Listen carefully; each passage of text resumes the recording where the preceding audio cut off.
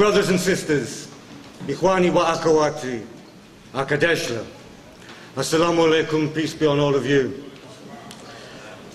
It's an honor to speak at this great church, and great thanks to Reverend Daughtry for inviting us back here again. He's right, I have fond memories of this place, this time last year, stuffing bags full of aid to take to the stricken people of Gaza, a mission which was led, amongst others, but by no one more so than by Councillor Charles Barron, a man who again has shown his leadership this evening.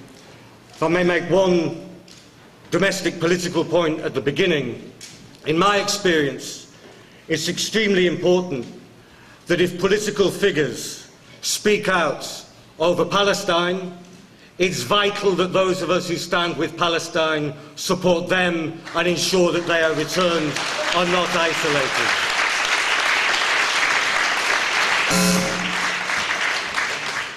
After the British Empire murdered Irish freedom fighters, strapping people who were wounded already to a chair in order to execute them, following the Easter Rising of 1916, the great poet William Butler Yeats wrote, "All changed, changed utterly. A terrible beauty is born."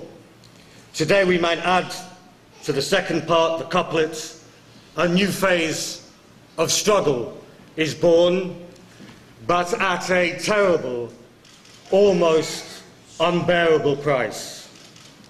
Nine brothers taken from us aboard the Mavi Marmara. Dozens more wounded by gunshots to the head, to the abdomen and to the limbs. Their blood is now lapping on the shores of Gaza. But their blood was not shed in vain, because the tide has turned, and we must seize this tide to make a lasting change for the people of Palestine, the Middle East and around the world. We remember them. I remembered them on the Monday night after the assault, bound in an Israeli dungeon in the Negev desert. It is a place where any self-respecting friend of Palestine would be honoured to spend just 1 minute in such a place. I remembered the brother who was shot through the leg, just 1 metre in front of me. The one shot through the abdomen, 50 centimetres to the right of me. Where we were, there were no Israeli commandos within the immediate proximity.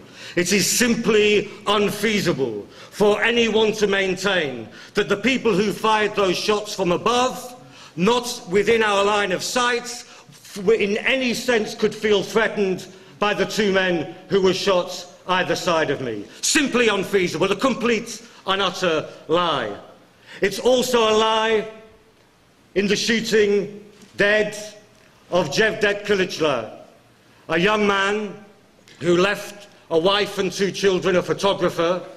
He was holding a stills camera, again, not one Israeli commando within the immediate vicinity, but he was shot through the forehead, the high-velocity bullets blowing away the back third of his skull, cradled by a friend of mine, Nicky Enchmarch, as the last few seconds of his life passed away. And many more testimonies can come forward. And Yara, who deserves truly a medal for smuggling out some of the footage she was able to take, will be able to demonstrate that to you in a few moments' time.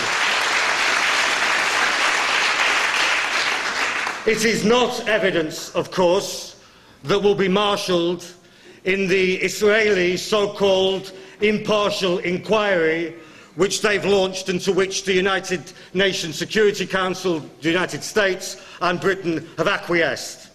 This is a whitewash inquiry. It's an inquiry whose external participants include a man called David Trimble, a Northern Ireland politician who has his own responsibility when it comes to talking of tyranny and injustice, but who, amongst other things, is a founder member of a new Friends of Israel initiative launched only 2 months ago. He is on the impartial inquiry. They won't hear this evidence, but the evidence is being gathered, recorded meticulously, and there will be legal actions in many jurisdictions around the world and a truly independent tribunal. And I can tell you now that the Emir of Qatar, has publicly stated that he will underwrite all legal actions, civil and criminal, against the Israeli state over these atrocities. But you know, the thing about whitewashes, which any painter or decorator will tell you, is that if you slap whitewash on too thick and too quick, it begins to peel as soon as you put it on the window or on the wall. The British establishment has just found this out. 38 years ago, they commissioned a shotgun inquiry into the Bloody Sunday massacres, which killed 14 people, the Widgery whitewash, and it's just been overturned by the Savile inquiry, and the truth is out, and the apologies are coming. 38 years too late, but justice will not be denied forever, and justice in this case will not be denied.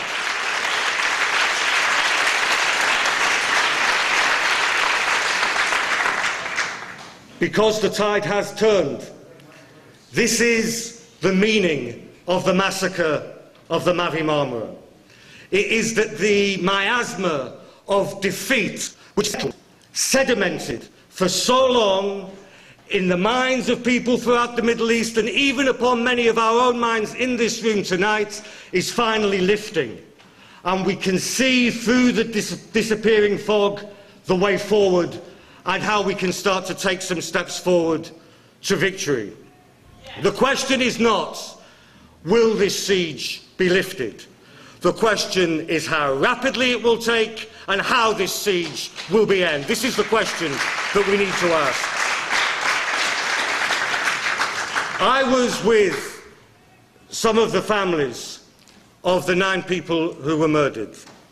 Some of them were friends of mine. We travelled together in December of last year and January of this on the last land convoy, which doubled in number as we crossed from Greece into Turkey, a crossing which brought friendship between people on both sides of a disputed border, an indication of what Charles was saying about how Palestine has become a lightning over. Some of them were friends of mine. The relatives of those who fell were very, very clear. Israel is attempting to terrorize not only the Palestinian people, but all of those who stand with them. But we are not afraid.